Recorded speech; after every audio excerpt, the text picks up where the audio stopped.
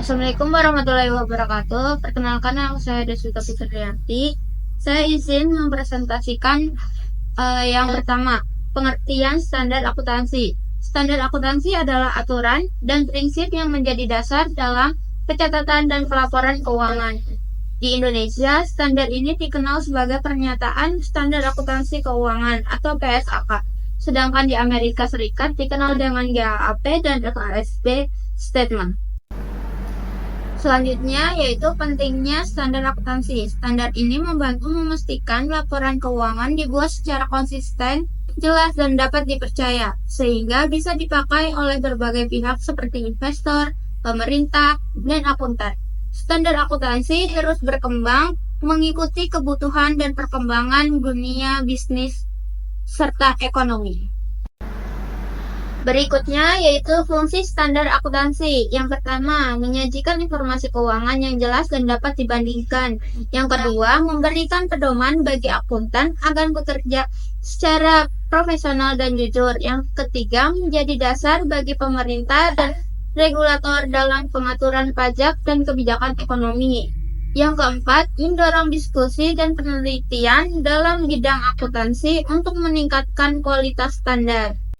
Selanjutnya, penyusunan standar akuntansi. Standar akuntansi biasanya disusun oleh lembaga resmi yang diakui seperti Dewan Standar Akuntansi Keuangan atau DSAK.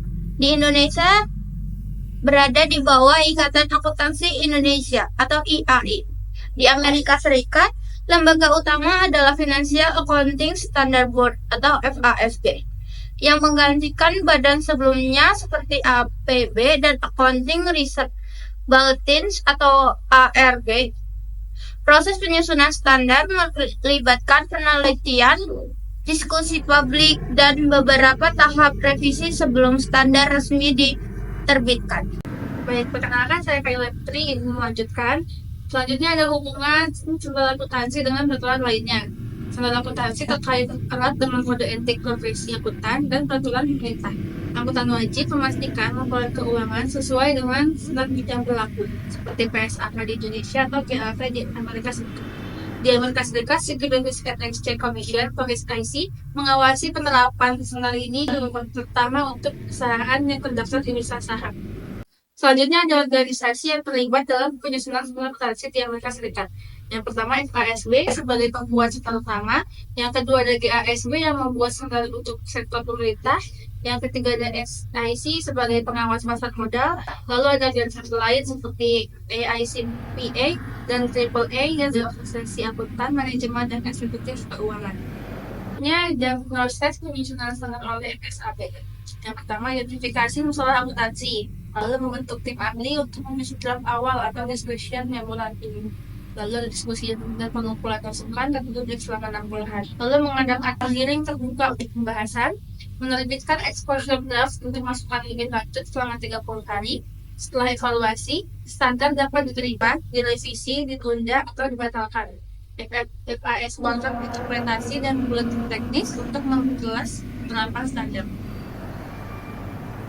Baik, selanjutnya ada kesimpulan.